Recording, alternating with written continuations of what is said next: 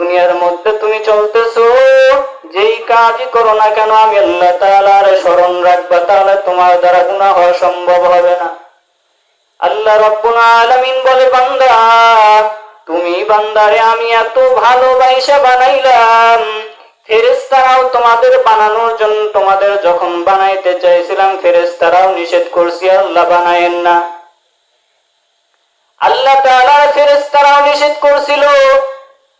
আল্লাহ রাব্বুল আলামিন ফেরেশতাদের বললেন, না আমি যেটা জানি তোমরা সেটা জানো না। সেই রব্বুল আলামিন এত দয়া কইরা মায়া কইরা মুসলমানের ঘরে আমাদের পাঠাইলেন, এটা আল্লাহর বড় একটা নিয়ামত। আল্লাহ রাব্বুল আলামিন যদি আমাদের বিধর্মীদের ঘরে পাঠাইতেন, তাহলে আমাদের জন্য ইসলাম ধর্ম গ্রহণ করা অনেক বড় কষ্টের ব্যাপার ছিল। এক হিন্দু ভাই যদি নতুন মুসলিম হয়, হিন্দু ধর্ম থেকে যদি ইসলাম ধর্ম গ্রহণ করে, তাকে ত্যাগ করতে হবে, মা বাবা ত্যাগ করতে হবে, সম্পদ ত্যাগ করতে হবে। এক কথায় বলতে গেলে দুনিয়ায় তার আবার একদম নতুন করে জীবন শুরু করতে হবে। পেছনে কোনো আত্মীয় স্বজন নাই, জমি জমা নাই, কোনো সম্পদ নাই, কিছুই নাই।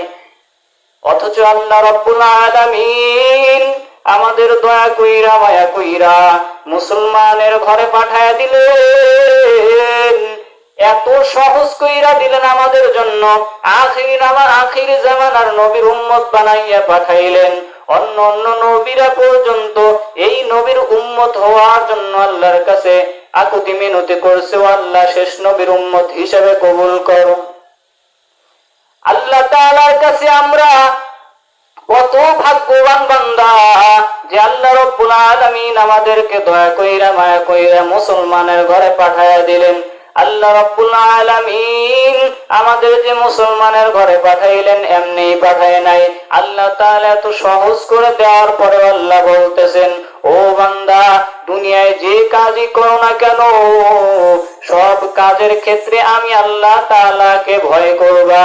আমি আল্লাহ তাআলাকে যদি তুমি ভয় করে যে কোনো কাজ শুরু করো, ওই কাজের ভিতরে কখনো তোমার দুর্নীতি ঢুকতে পারবে না, ঠিক না? যে কোনো ব্যবসা করার সময় যদি আমি আল্লাহ তাআলার ভীতি আমার নিজের ভিতরে রাখি, তাহলে আমার ব্যবসার ভিতরে কি দুর্নীতি করা সম্ভব হবে? সম্ভব হবে? তো আল্লাহ তাআলা যে আমাদের দুনিয়ায় পাঠাইলেন নেক আমলের জন্য, কিসের জন্য? নেক আমল করার জন্য। তো দুনিয়ায় যেই কয়দিনই বেঁচে থাকি আল্লাহ তাআলার ইবাদত করে, আল্লাহ তাআলার দাসত্ব করে কবরে যেতে হবে, না হলে কবরটা আমার জন্য জাহান্নামের গর্ত হয়ে যাবে। কি হয়ে যাবে? আল্লাহ নবী হাদিসের ভাষায় বলেন, ক্বালান নবী সাল্লাল্লাহু আলাইহি ওয়াসাল্লাম, আল কবরু রাওযাতুম মিন রিয়াজিল জান্নাহ আও হুফরাতুম মিন হুফারিন নার। আল্লাহ নবী সাল্লাল্লাহু আলাইহি ওয়াসাল্লাম বলেন, ও আমার উম্মত, কবরটা হয়তো তোমার জন্য জান্নাতের বাগান থেকে একটা বাগান হবে, আর না হয় জাহান্নামের গর্ত থেকে একটা গর্ত হবে। যে দুই অবস্থা, এক হলে তোমার জন্য কবরটা জান্নাতের বাগান, আর যদি তুমি গুনাহ করে কবরে যাও, তোমার জন্য কবরটা জাহান্নামের গর্ত হয়ে যাবে। আল্লাহ নবী সাল্লাল্লাহু আলাইহি ওয়াসাল্লাম ইসলামের জন্য অনেক কষ্ট করেছেন, কাফেরদের অনেক দাওয়াত দিয়েছেন। আল্লাহ নবী কাফেরদের ডেকে ডেকে বলতেন, ও ভাই তোমরা ইসলামের দিকে আসো, আল্লাহ তাআলাকে মেনে নাও, আমি নবীকে শেষ নবী বলে তোমরা মেনে নাও, তাহলেই তোমরা মুক্তি পাবে, না হলে তোমরা জান্নাত চিরস্থায়ী জাহান্নামী হবে। হুম ফিহা খালিদুন। আল্লাহ তাআলা কোরআনের মধ্যেই বলছেন যে জাহান্নামে, অর্থাৎ মুশরিকরা যারা ইসলাম ধর্ম গ্রহণ করে নাই, অর্থাৎ যারা মুসলমানরা, তাদের জন্য চিরস্থায়ী জাহান্নাম। কি অর্থাৎ জাহান্নামে যে আল্লাহ তাআলা ঢুকাইবেন, বের করার কোনো কথা নাই, বের করার কোনো অপশনই নাই। আল্লাহ তাআলা যে তাদের জাহান্নামে ঢুকায় দিবেন, আর কোনোদিন বের হতে, চিরস্থায়ী জাহান্নাম, অর্থাৎ তাদের একবারে যতদিন, আর বিচার হওয়ার পরে এর কোনো শেষ সীমা নাই। কি নাই? শেষ সীমা নাই, তারা চিরস্থায়ী জাহান্নামী। আল্লাহ রাব্বুল আলামিন আমাদেরকে তাআলার দাসত্ব করে কবরে যাওয়ার মতো যেন তৌফিক দান করেন। আল্লাহর রাসূল সাল্লাল্লাহু আলাইহি ওয়াসাল্লাম বলেন, মানুষের চেহারা দেখে আল্লাহ তাআলা এটা দেখেন না, কি করেন না? মানুষের চেহারা, গঠন, জিসিম অর্থাৎ শরীর, এটা আল্লাহ তাআলা দেখেন না। কোন বান্দা সুন্দর, কোন বান্দা কুৎসিত, এটাও আল্লাহ তাআলা দেখেন না। আল্লাহ তাআলা কি সুন্দর বা হুষ্টপুষ্ট দেহের অধিকারী এগুলো দেখেন? আল্লাহ নবী হাদিসের মধ্যে বলেন, ইন্নাল্লাহা লা ইয়ানজুরু ইলা আজসামিকুম ওয়ালা ইলা সুওয়ারিকুম ওয়ালাকিন ইয়ানজুরু ইলা কুলুবিকুম ওয়া আ'মালিকুম।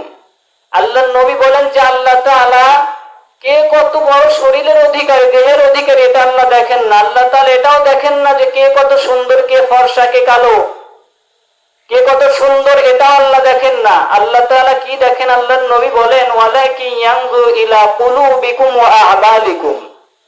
আল্লাহর নবী বলেন আল্লাহ তাআলা বান্দার দেখেন কি? বলে অন্তর দেখেন। কি দেখেন? ইলা কুলুবিকুম, তোমাদের অন্তর দেখেন, ওয়া আমালিকুম, এবং তোমাদের আমল সমূহ দেখেন যে আমল সমূহ এগুলো সফট আছে কিনা, আমলগুলো ইখলাসের সাথে করেছে কিনা। আমি নামাজ পড়তেছি, এখন নামাজটা যদি ইখলাসের সাথে না হয় তো এই নামাজের দ্বারা আমার সেরকম ফায়দা হবে না। কি হবে না? নামাজের মধ্যে যদি আমার মনোযোগই না থাকে, এই নামাজ দ্বারা কি আমি উপকৃত হতে পারবো?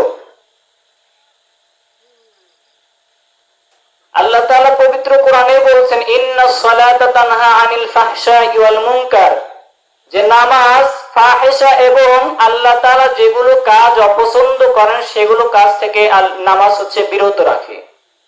তো আমার নামাজ দ্বারা যদি আমি খারাপ কাজ থেকে বিরতই থাকতে না পারি, তাহলে এবার ভেবে দেখি যে আমার নামাজটা কতটুকু আল্লাহর কাছে গ্রহণযোগ্য হয়েছে।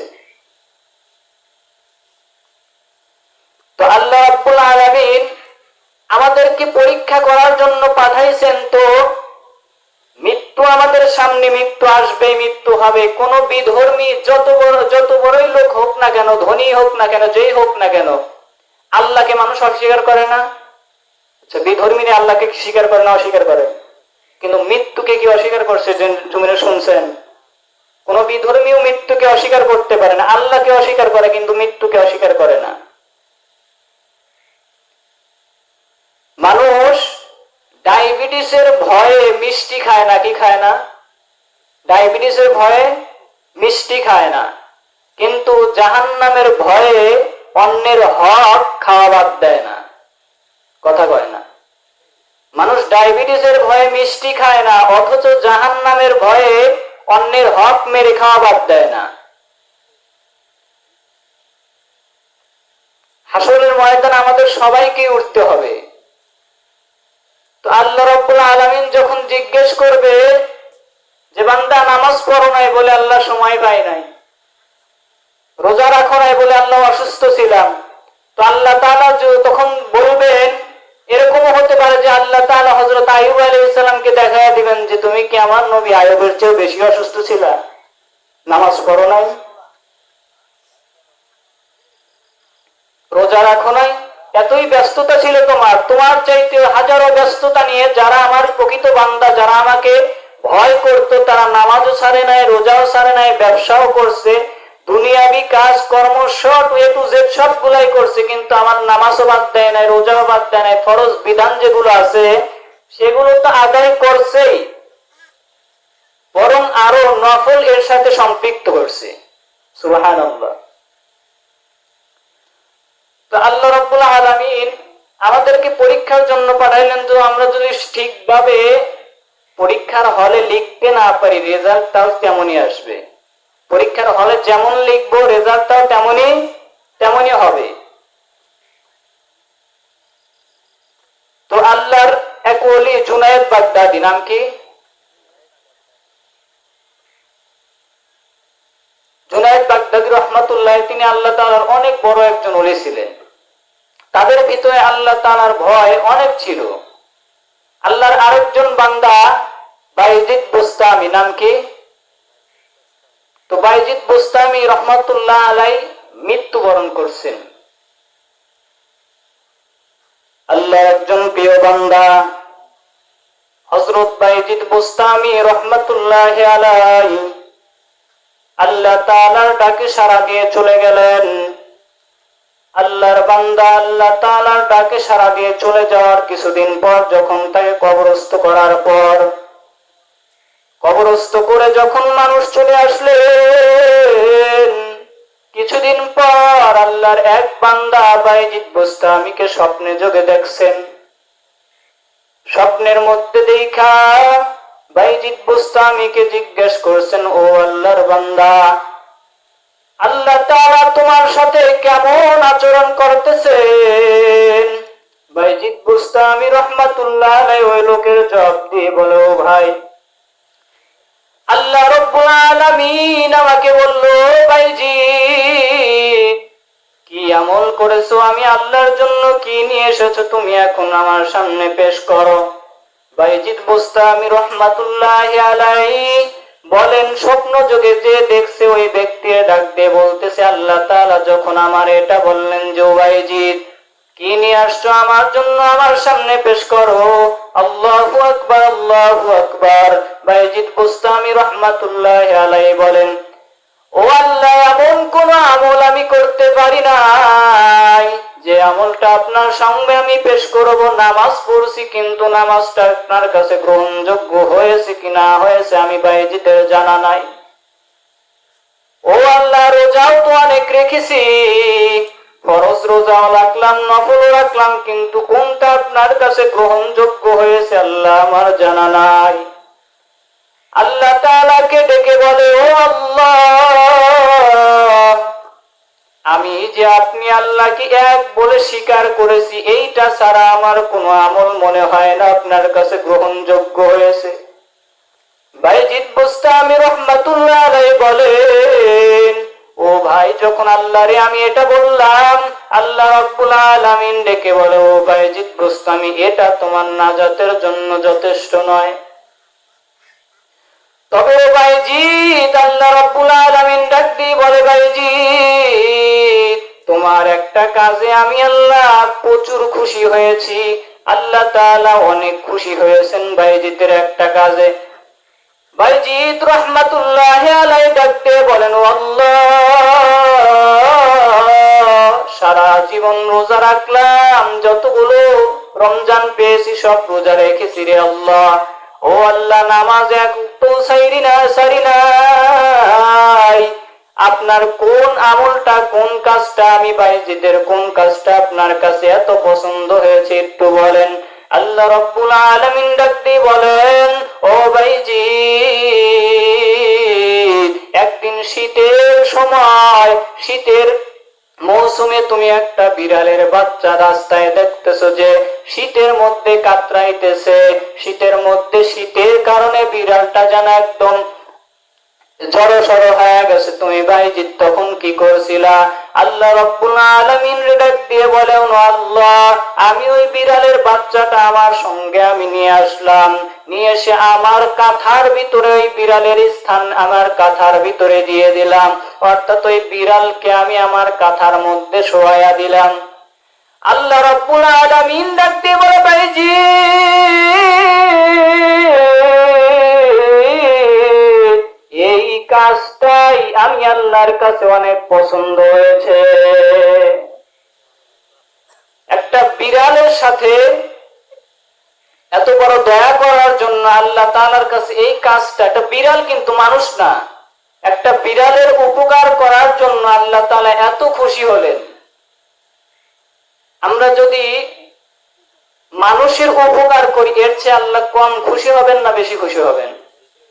কিন্তু আমরা মানুষের উপকার করি খুব কম, কিন্তু মানুষের হক মেরে খাই বেশি, কি তাই না? মানুষের হক বলে আল্লাহ, আচ্ছা আপনি মুসলমান, মুসলমান না, মরতে তো হবেই। ধরেন আপনি মারা গেলেন, মৃত্যুর পর নামাজ আপনি শুধু বছরে আপনি মনে করেন যে জুমার নামাজ পড়ছেন আর 2 ঈদের নামাজ পড়ছেন, কি করছেন? জুমার নামাজ গুলো পড়ছেন আর 2 ঈদের নামাজ পড়ছেন, আর মাঝখানে যে পুরো সপ্তাহে যে প্রত্যেক দিন যে 5 ওয়াক্ত নামাজ আছে, 1 ওয়াক্ত পড়েন নাই। তো আল্লাহ রাব্বুল আলামিন যদি দয়া করে মাফ করে দেন তো ভালো, আর যদি মাফ না করেন তো নির্দিষ্ট সময় পর্যন্ত আপনাকে শাস্তি দিয়ে এরপর আবার জান্নাত দেওয়া হবে, ঠিক আছে না? কিন্তু আল্লাহ তাআলার হক নষ্ট করলে সেটা আল্লাহ তাআলার ব্যাপার, আল্লাহ মাফ করতেও পারেন নাও করতে পারেন, তবে আল্লাহ রহমান, আল্লাহ রহিম, আল্লাহ গফফার, আল্লাহ গফুর। আমাদের আশা, আমরা আশাবাদী যে আল্লাহ মাফ করে দিবেন, কিন্তু আমি যদি একটা বান্দার, আল্লাহর বান্দার হক মেরে খাই, এটা আল্লাহ তাআলা মাফ করবেন না। কি করবেন না? 1 টাকাও যদি হয় তারপরেও এটা আল্লাহ তাআলা মাফ করবেন না, এটার শাস্তি আপনাকে ভোগ করতেই হবে, এখান থেকে কোনো রকম ছাড় পাবেন না আপনি। তো মানুষের হক মেরে খাওয়া এটা আমাদের বাংলাদেশে আরো বেশি, তাই না? যারা দায়িত্বরত অবস্থায় আছে তারা জনগণের হক মেরে খায়,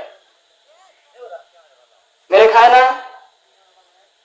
দেশে তেলের সংকট, দেশে গ্যাসের সংকট, শুধু সংকট আর সংকট।